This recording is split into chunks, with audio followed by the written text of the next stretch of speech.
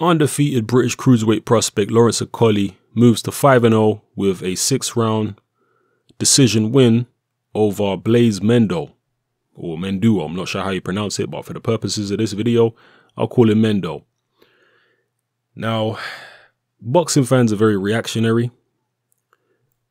We saw Okolie blast out 4 of his previous opponents in the first round. In this fight, he was taking the distance. He did drop his opponent, but he never really looked like getting him out of there. And people saw Daniel Dubois knock this very same guy out with relative ease. So a lot of people are now going to say, shock horror, Okolie's a hype job. He's an accident waiting to happen. This is terrible. He should have knocked him out the way that Daniel Dubois did. Well, Daniel Dubois is a full-blown heavyweight. Lawrence Okolie is a cruiserweight. Daniel Dubois has been boxing from when he was very young. Lawrence Okolie hasn't had that much amateur experience despite the fact he was in the Olympics. So we have to bear that in mind. And again, I can't emphasize the size difference enough between Okolie and Dubois. Dubois, yeah, they're both 6'5", but Dubois is naturally much bigger, much heavier, much stronger, much more heavy-handed, naturally. So it's unfair to compare Okolie to him, in my view. Compare Okolie to other cruiserweight prospects. That's what people should be doing. Now, again, boxing fans are reactionary. There are things there to criticize with Okolie, but again, put it in context.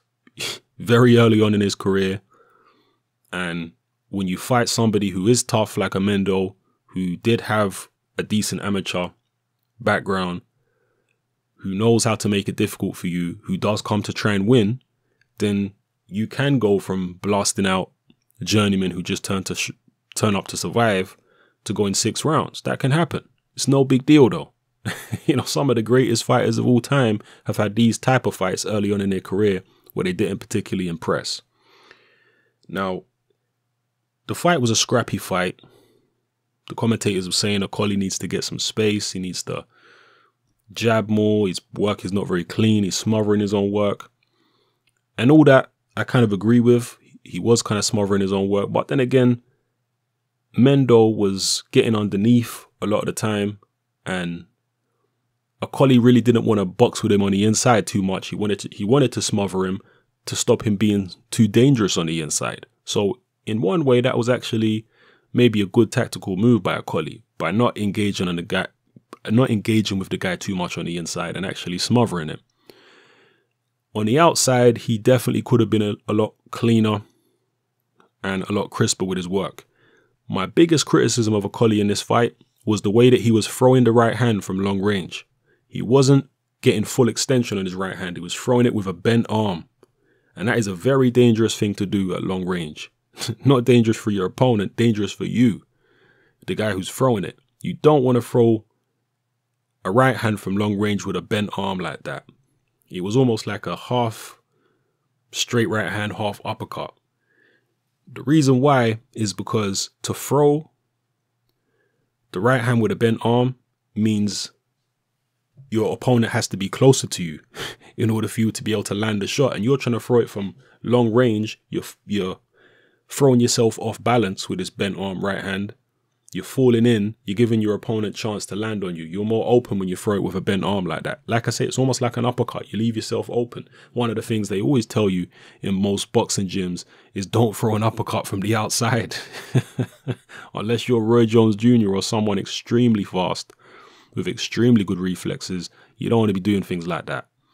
And that right hand was a borderline uppercut that Okolie kept throwing. Occasionally he did throw it straighter, but a lot of the time he was throwing it with a bent arm from long range. Very, very dangerous to do that. Don't do that, please. Lawrence, cut that out. I don't know why he was throwing it like that. Maybe he's been doing too much incorrect pad work, because that's one thing I do see with a lot of fighters in the gym is the trainers don't get them into the habit of fully extending their punches when they're on the pads.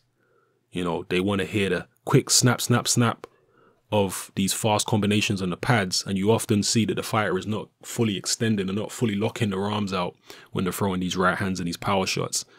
So that could be the source of it. I don't know. You know, not not having correct pad work, basically, not practicing correct extension on your punches on the pads. It's very important. So that needs to be rectified. Or it could just be maybe he is being taught the right way, but he's just not good at picking it up. I don't know. I don't want to diss his training team when I'm not really in the team like that. But that's what I noticed, and that's the thing that kept bothering me, is the way he was throwing that right hand with a bent arm from long range. He needs to widen his stance a little bit when he wants to let the right hand go with power to get his balance, and then get full extension on those big long arms, on that big long right hand, full extension, all his hips into it. That's what he needs to be practicing in the gym. That's what he needs to practice on the pads. That's what he needs to practice on the bag. That's what he needs to practice shadow boxing. Very important. So that was my biggest criticism of Okolie. Everything else, yeah, it looked a little sloppy. Defensively a little sloppy, but stuff that can be worked on. And I think stuff which will improve the more fights he has and the more comfortable he becomes, the more relaxed he gets in the ring. Because he's still quite anxious. Even in his four previous fights, even though he knocked the guys out early, you could see he was anxious. He wasn't quite relaxed yet. And again, that's the lack of experience, I think, to a certain extent. Because he didn't have a big, long, extensive amateur background. So when he settles down a bit, I think his defense will be better. And I think most things will be better. But that right hand is the one thing I take away from this fight. Throw it straight. Do not throw a bent arm right hand like that from long range. Yeah, there's a time to use a bent arm right hand when you're up close. You know, you need to shorten your punches and bend your arms. But a long range like that, a big tall guy like him should not be throwing the right hand like that. Okay. Other than that, it was what it was. He would have learned a lot from that fight. He would have gained a lot from it, you know, particularly if he watches the fight back and understands the mistakes that he made. So, yeah, I'm not getting carried away saying Okolie's this, that, and the other. He's a five-fight novice at the end of the day. That's all he is. He's a 5-fight novice. People are talking about the Isaac Chamberlain fight. Chamberlain is further ahead in his career at the moment. Chamberlain is certainly more fundamentally sound than Okolie is, but he don't have the height and reach of Okolie. Probably don't have the type of punching power that Okolie has. It's a great fight. Eddie Hearn says it's not going to happen for now. They're going to build both fighters up, and I think Hearn wants Okolie to have a few more learning fights before he puts him in there with Chamberlain. That's the impression I get. He wants Okolie to develop a little bit more. And that fight right there that he just had with Mendouo, that's a perfect fight to help him develop. There was a rumor, and you know I like sparring rumors, and Okolie has been in one of my sparring rumor videos before. There was a rumor that he dropped Joshua in sparring a long time ago. Well, there's also been a rumor more recently that Okolie got dropped in sparring by Daniel Dubois. I believe it might have been in the Peacock gym from what I heard. Again, I can't confirm that this rumor is facts, but this is the word on the grapevine that he got dropped quite badly by Dubois in sparring. I mean, I wouldn't really take too much from that. They're two fighters in two different weight divisions. Dubois is probably like, what, 40 pounds heavier than Lawrence Okolie. So, you know, Okolie is a very tall, slim guy. Dubois is a unit, as they say.